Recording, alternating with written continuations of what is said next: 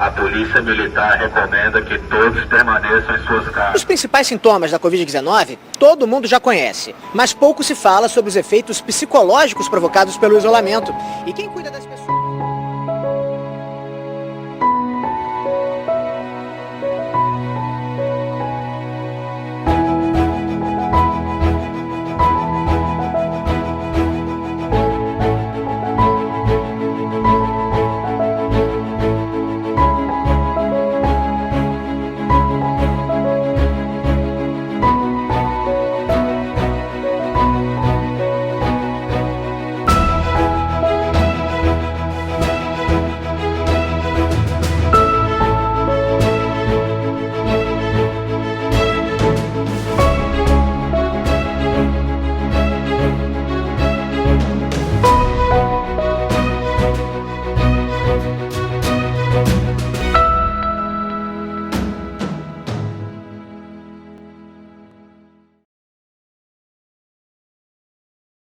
Como Vivendo em Casa, nós estamos dentro e começando uma nova série que chamamos de Lockdown. E vamos tratar disso e também das diferentes dimensões desse fechamento. Os avisos de fique em casa a gente encontra em vários lugares, nas telas, nas TVs, nos ônibus, nas ruas, enfim. A ideia de bloqueio é para retardar a disseminação do coronavírus. Na verdade, bloqueio é uma palavra antiga que remete a trancar uma pessoa. Na década de 70, confinamento começou a significar um estado prolongado dessa reclusão, que se dava tanto para encarcerados como também para doentes, especialmente aqueles que estavam em hospitais psiquiátricos. Mas o fato é que depois essa ideia toda de reclusão, ela passa a ser entendida e assumida cada vez mais para esse isolamento que é forçado também por medida de segurança. Mas nós vamos ver qual tem sido a experiência da família Guiar a respeito desse assunto. Olá, eu sou a Carla. Eu sou o Silvanei. Nós somos pais do Pedro e da Laura. Hoje a gente vai contar para vocês um pouquinho da nossa experiência aí que a gente está vivendo nesse momento de pandemia de Covid-19. Então, assim como toda a população da cidade, do estado, vamos dizer do mundo, né? A gente ainda está sob os efeitos dessa pandemia, um pouco mais adaptados ao momento. No início a gente teve aquele choque, né? De não saber como agir e tal, até por divergências de informações, enfim, aquilo que todo mundo já sabe. Mas no que diz respeito ao meu trabalho, principalmente, eu sou arquiteto, trabalho com vendas de móveis planejados.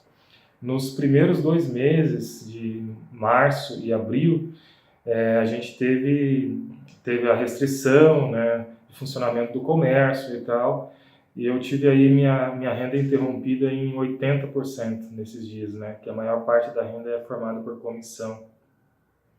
E daí isso deu uma desestabilizada no nosso orçamento doméstico.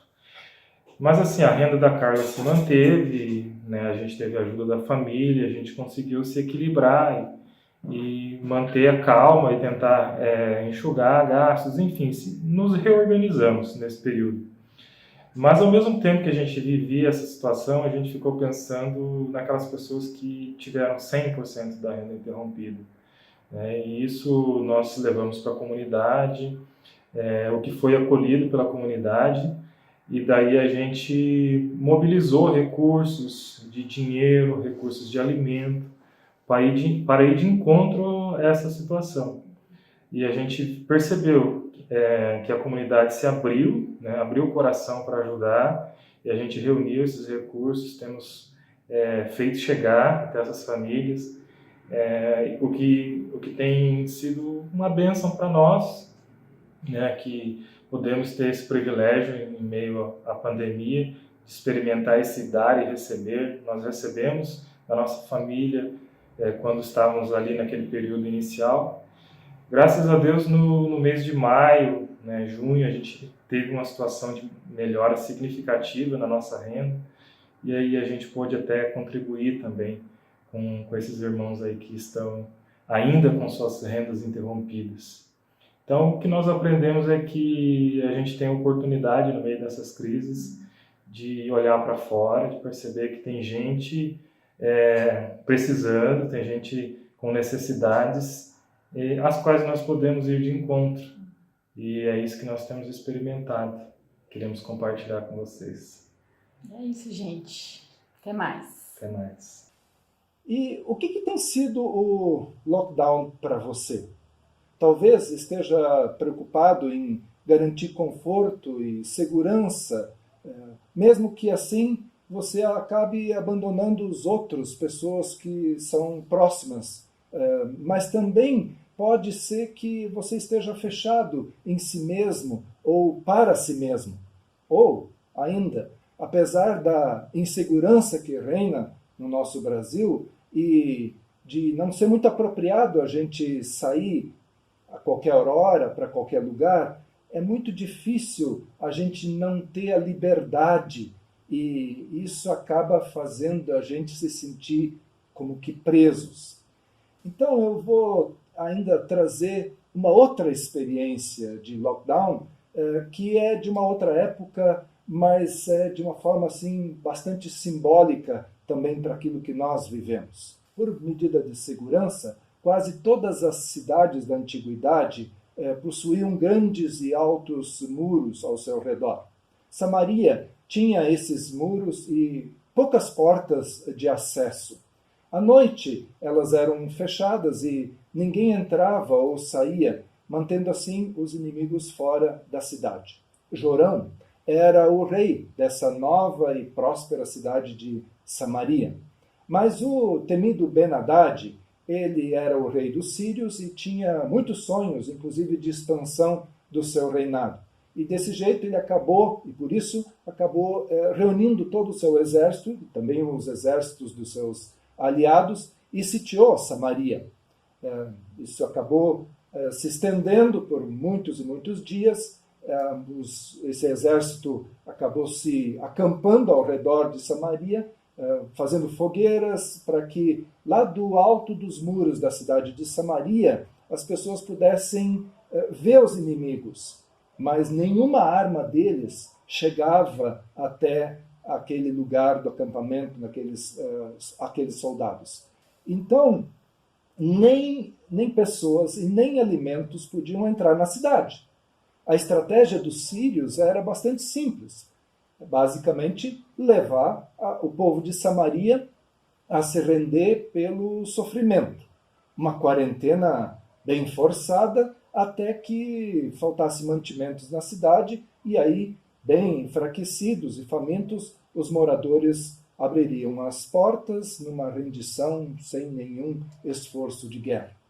A fome era tanta que as pessoas que ainda tinham algum recurso acabavam comprando uma cabeça de jumento por cerca de $50, se a gente vai atualizar isso um pouco, e também esterco de pombas por cerca de $3,50 para preparar essa tal cabeça para ser comida.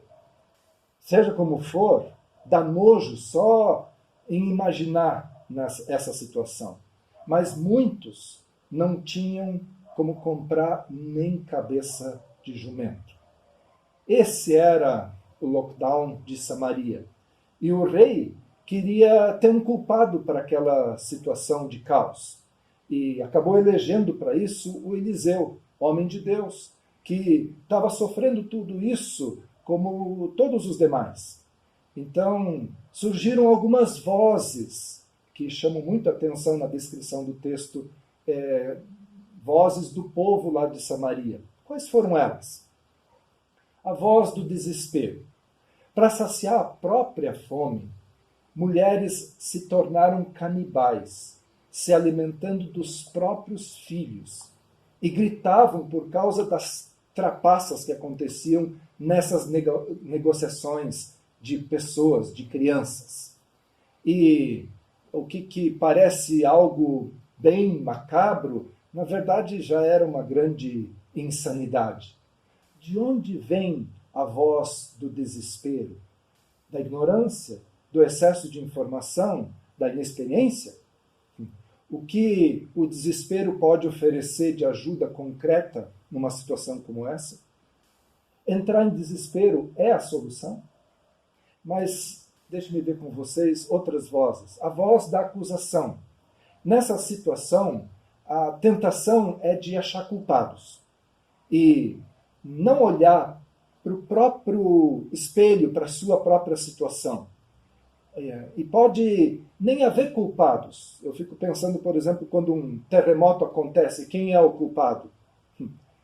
O tempo gasto em achar culpados poderia ser muito melhor empregado se fosse dedicado para encontrar soluções. Mas aquele rei obcecado, o Jorão, disse: Deus me castigue se a cabeça de Eliseu, filho de Safate, continuar sobre o pescoço dele até o fim do dia.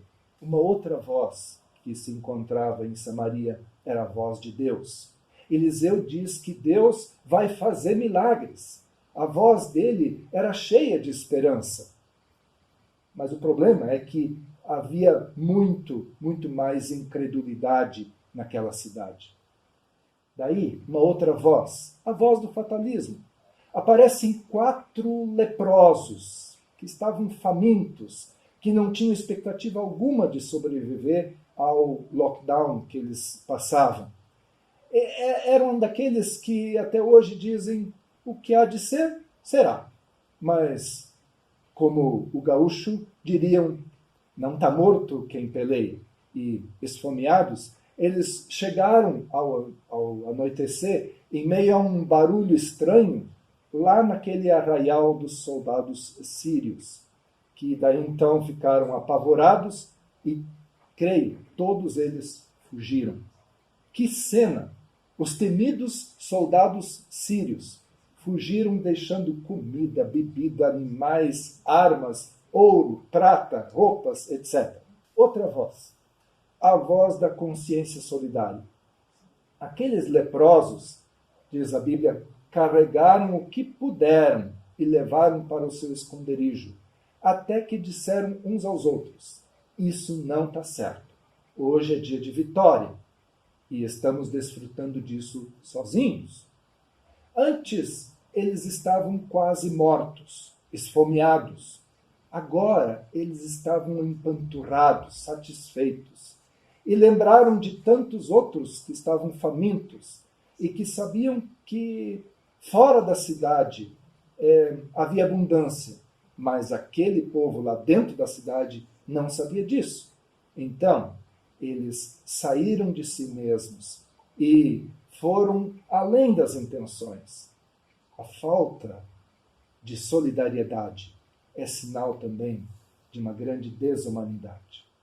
Outra voz, a voz que era a voz muito forte, a voz da esperança. Que voz era essa? Porque esses mesmos leprosos, em meio à gritaria em Samaria, a voz daqueles doentes terminais foi voz de esperança. É como declarar que, apesar de tudo, Deus agiu em favor daquele povo. Ou conforme disse o profeta Jeremias: eu quero trazer à memória o que me pode dar esperança. A misericórdia do Senhor são a causa de não sermos consumidos, porque as suas misericórdias não têm fim. Elas se renovam a cada manhã. De novo, esperança diante da descrença. Mas tinha mais uma voz, a da desconfiança.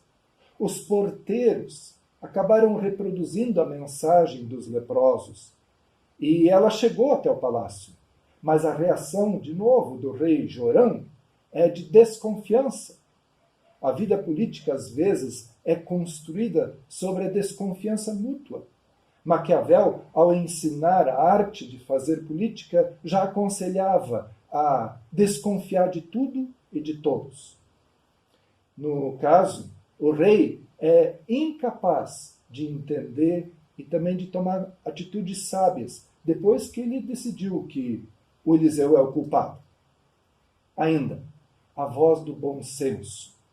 Um anônimo servente do rei mostrou bom senso por dizer simplesmente o seguinte: por que a gente não vai verificar a situação lá fora? Por que a gente não manda alguns homens? E aí a gente decide como nós vamos continuar.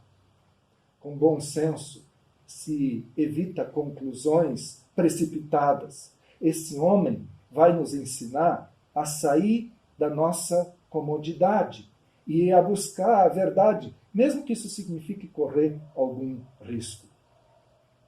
E ainda, a voz da incredulidade. Infelizmente, o texto não termina com a voz da esperança ou do bom senso. Um puxa-saco do rei teimou e não quis escutar essas boas vozes.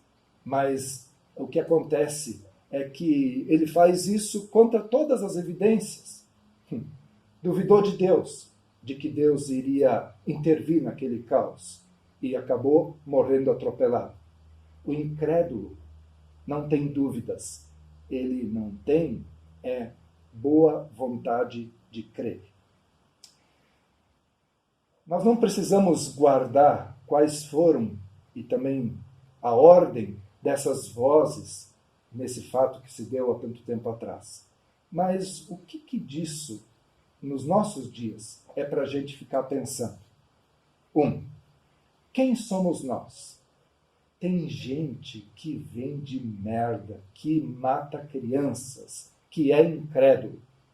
Tem aqueles que fazem escolhas erradas, insistem no erro e, quando colhem calamidade, procuram culpados. Também não adianta culpar Deus pelas nossas ações desastradas, como fez esse rei Jorão, e como ele disse para o próprio Eliseu: essa desgraça vem do Senhor.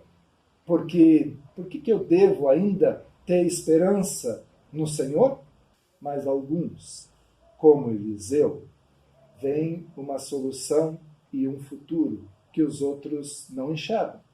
Sofrem com o lockdown, mas não são determinados por ele e não perdem a esperança. E um segundo ponto. Deus fala através de pessoas e situações inimagináveis. Que voz nós reconhecemos também hoje? A voz do desespero, da acusação, do fatalismo, da desconfiança, da incredulidade, ou a boa voz de Deus, da consciência solidária, da esperança e do bom senso? Pense nisso e preste atenção nessa próxima música. Um grande abraço. Quando não houver saída, quando não houver mais solução, ainda de haver saída, nenhuma ideia vale uma vida. Quando não houver esperança, quando não restar nem ilusão, ainda de haver esperança. Em cada um de nós, algo de uma criança. Enquanto houver sol, enquanto houver sol, ainda haverá. Enquanto houver sol, enquanto houver sol.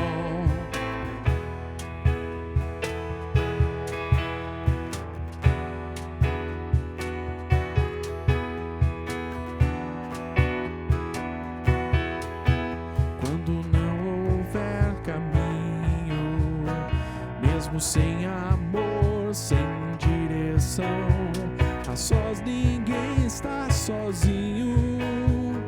É caminhando que se faz o caminho. Quando não houver desejo, quando não restar nem mesmo dor, ainda de haver desejo em cada um de nós, onde Deus colocou.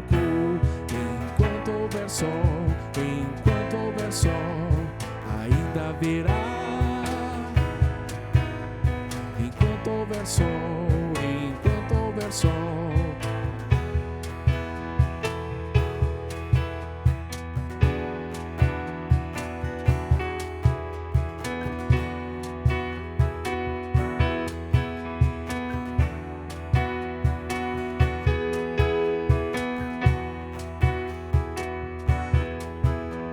Enquanto houver sol, enquanto houver sol, ainda haverá. Enquanto houver sol, enquanto houver sol.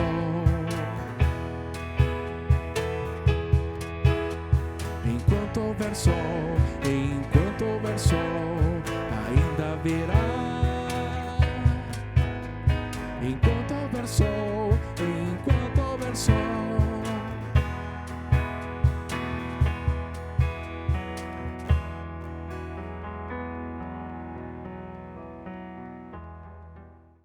Oi, pessoal! Muito obrigada por terem assistido esse vídeo até o final! Todos os domingos, às 18h30, temos oração e bate-papo pelo Zoom. O link está na descrição do vídeo. E também, nós temos vídeos para as crianças com conteúdos muito legais. Nas quartas-feiras, às 17 horas, temos a programação pelo Zoom para o Sub-15. E não se esqueça, e deixe o like. Compartilhe esse vídeo com todos os seus amigos.